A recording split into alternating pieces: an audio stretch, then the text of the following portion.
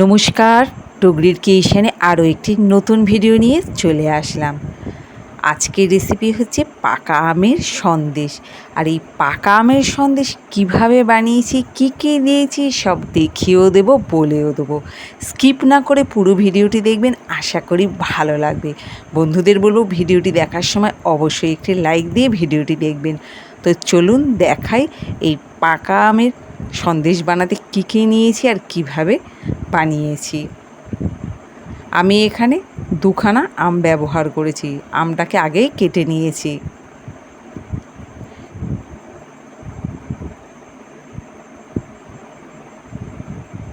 নিয়ে নিয়েছি গোবিন্দভোগ চাল, হাফ বাটির মতো গোবিন্দভোগ চাল নিয়েছি। চালটিকে ধুয়ে প্রায় আমি আধা ঘন্টার মতো রেখে দেব। খুব সহজে এই সন্দেশটি বাড়িতে বানিয়ে নিতে পারবেন। খেতেও একদম অসাধারণ।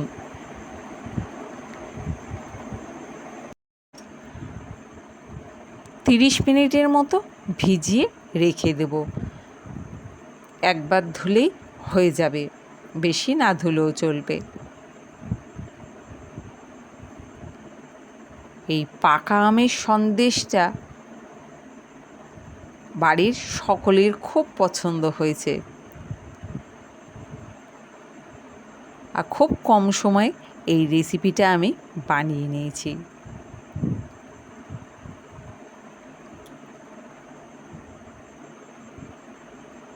এভাবে আমি আধা ঘন্টা রেখে দেব। আধা ঘন্টা পর আমি মিক্সিতে চালটাকে বেটে নিচ্ছি। দিয়ে দিচ্ছি ওর মধ্যে একটা এলাচের দানাগুলো। এবার এটাকে আমি বেটে নেব মিক্সিতে। এর মধ্যে একটু দিয়ে দেব দুধ। এখানে আমি জল ব্যবহার করব না। পুরো মিহি করে বেটে নিতে হবে, যাতে কোনো রকম দানা দানা না থাকে।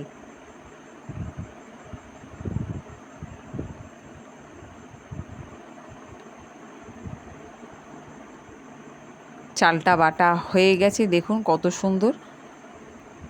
এটাকে এবার আমি প্লেটে ঢেলে নিচ্ছি।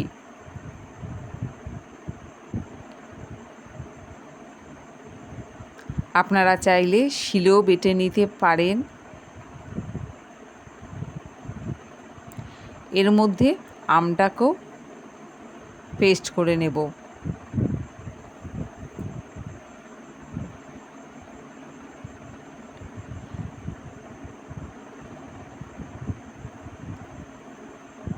মিষ্টি আমের এই সন্দেশ বানাতে আমি আমার সমস্ত কিছু যা নিয়েছি প্রয়োজন মতো নিয়েছি। আপনারাও যদি বানাতে চান রেসিপিটা, আপনাদের প্রয়োজন মতো সমস্ত কিছু নিয়ে নেবেন।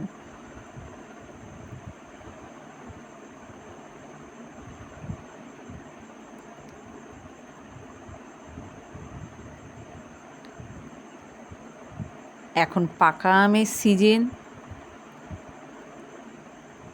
নতুনত্ব রেসিপি ভীষণ ভালো লাগে খেতে। আর বছরে একবারই এই আম পাওয়া যায়, তাই বন্ধুদের বলবো অবশ্যই একবার বানিয়ে নিতে।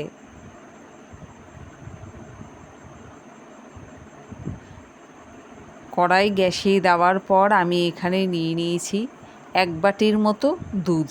যেই বাটিটায় আমি চাল নিয়েছিলাম ওই বাটিরই এক বাটির মতো দুধ নিয়েছি। দুধটা ভালো করে ফুটে যাওয়ার পর আমি এখানে দিয়ে দেব চাল বাটাটা।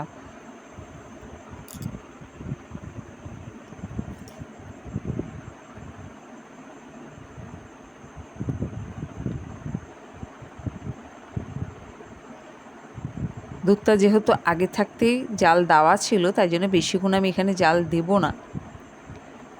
একটু জাল দেওয়ার পর দিয়ে দিচ্ছি চাল বাটাটা। দুধের সাথে ভালো করে চাল বাটাটাকে আমি মিশিয়ে নেব। লো টু মিডিয়াম আঁচেই আমি রান্নাটা করব, নয়তো তলায় লেগে যাবে কড়াইয়ের পুড়ে গেলে খাবারের স্বাদটা নষ্ট হয়ে যাবে, তাই খুব অল্প আঁচেই আমি এটাকে আস্তে আস্তে করে নাড়িয়ে নেব।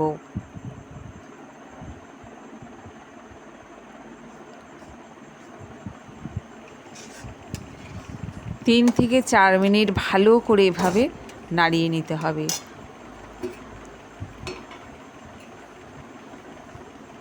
এই রেসিপিটা ব্যবহার করতে শুধু দুধই নিয়েছি আমি, কোনো জল ব্যবহার করিনি। জল ব্যবহার করলে স্বাদটা ভালো আসবে না, তাই দুধটাই ব্যবহার করার চেষ্টা করবেন যদি রেসিপিটা বানান বাড়িতে।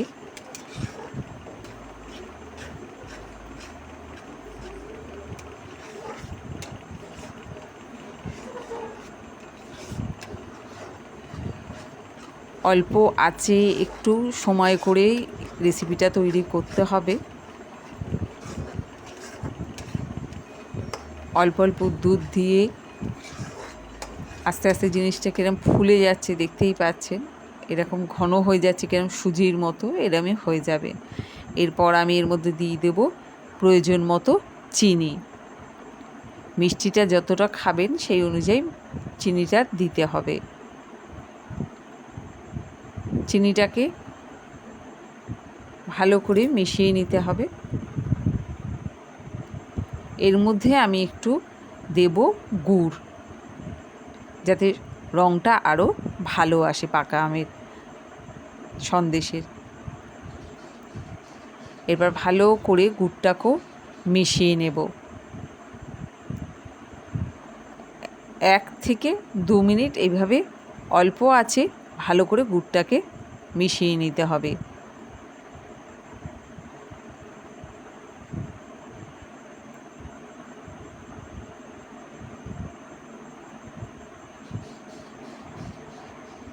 যে যেখান থেকে ভিডিওটি দেখছেন যদি ভালো লেগে থাকে অবশ্যই কমেন্ট করে জানাবেন।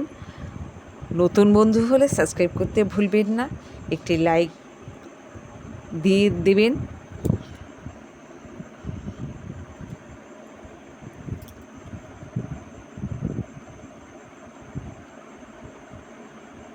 এরপর আমি এর মধ্যে দিয়ে দেব আমের পাল্পটা।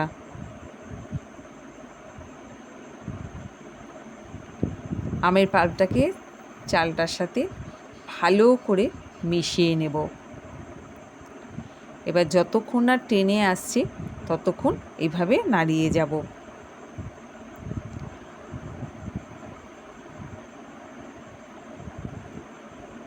তিন থেকে 4 মিনিট ভালো করে মাখিয়ে সন্দেশটাকে ভালো করে তৈরি করে নিতে হবে, যাতে ভালো মতো টেনে যায়।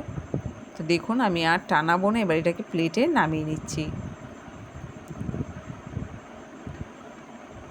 1 থেকে 2 ঘন্টা ভালো করে এইভাবেই রেখে দেব।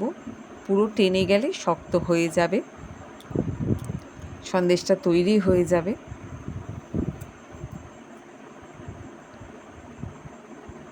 প্রায় 2 ঘন্টা পর আমি একটা প্লেটের মধ্যে এই আমের সন্দেশটাকে নিয়ে একটু কেটে নিচ্ছি। এইবারে যতক্ষণ রাখা যায় আরও শক্ত হবে, আরও বেশ খেতেও ভালো হবে। এই পাকা আমের সন্দেশ কেমন লাগলো কমেন্ট করে জানাতে ভুলবেন না। আশা করি ভালো লাগবে। নতুন বন্ধু হলে সাবস্ক্রাইব করবেন আর একটি লাইক অবশ্যই দিয়ে দেখবেন।